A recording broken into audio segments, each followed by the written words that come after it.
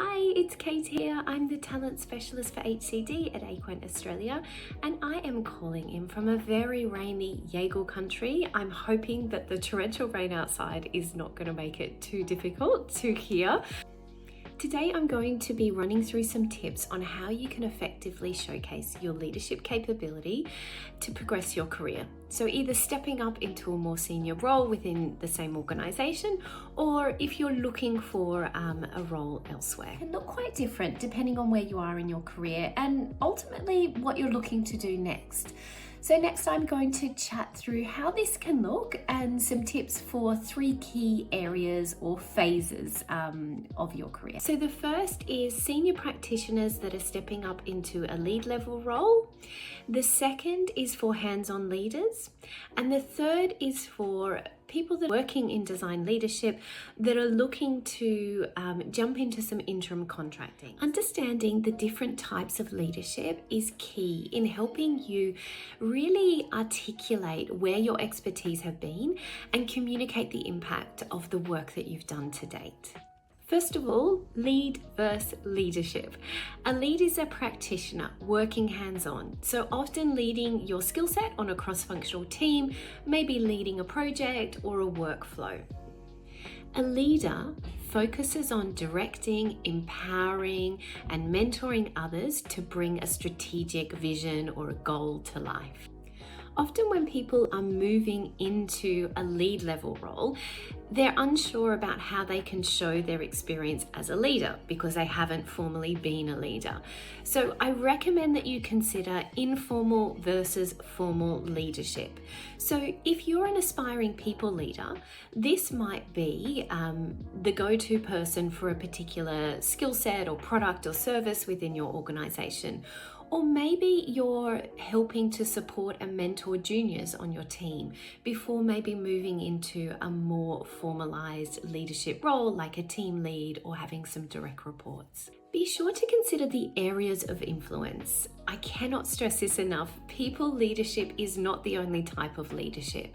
The great thing about Agile workflow is that often you can be someone that is more of a craft or a practice lead. Consider the size. So were you leading on a cross-functional team? Were you leading on a chapter? Were you leading on a division, a program of work within a studio? Showcasing scale, particularly growth, can be a great way to show your leadership impact.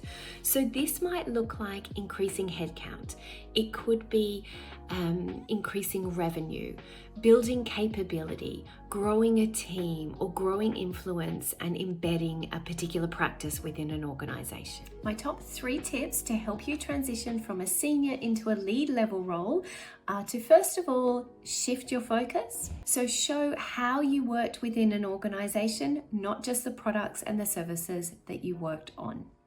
Number 2 is to incorporate leadership into your career story. So on your LinkedIn, in your resume, in your case studies.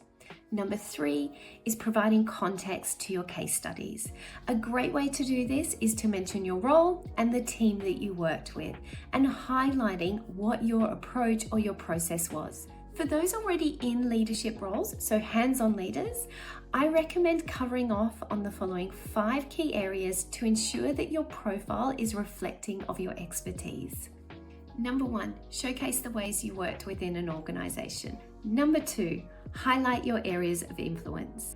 Number 3, clarify your hands-on skills. Number 4, provide insights into the projects, products, and services you delivered. And number 5, provide an overview of leadership, including your impact within the organization, your areas of influence, or the business streams you worked within. Now, breaking down this last point, my top 3 tips to help you to articulate your leadership skills and your impact are as follows. Number 1, leadership as a case study. So you can overview your experience as a leader and celebrate your success within this space, not just the projects you worked on.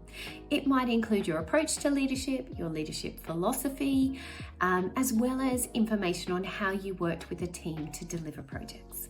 Number 2 is to clarify your role within case studies.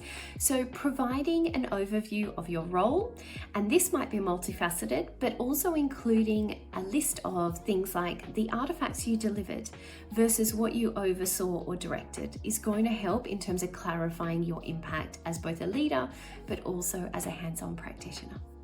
Number 3 is to utilize some visual tools.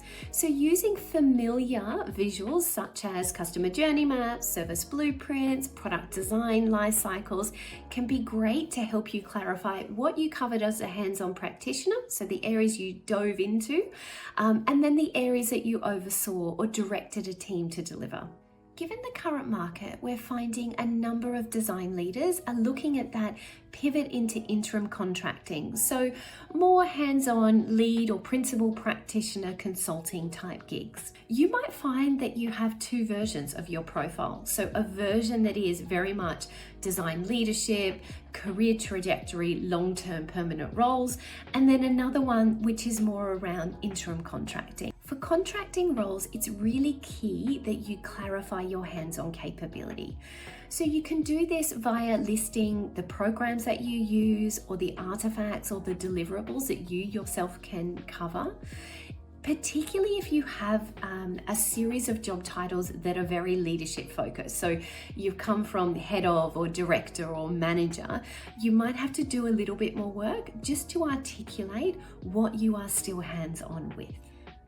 Hopefully this chat has helped in terms of giving you some insights into a more holistic overview of leadership and providing some ideas on how you can start showcasing this within your profile and really elevating some of the impact that you've had.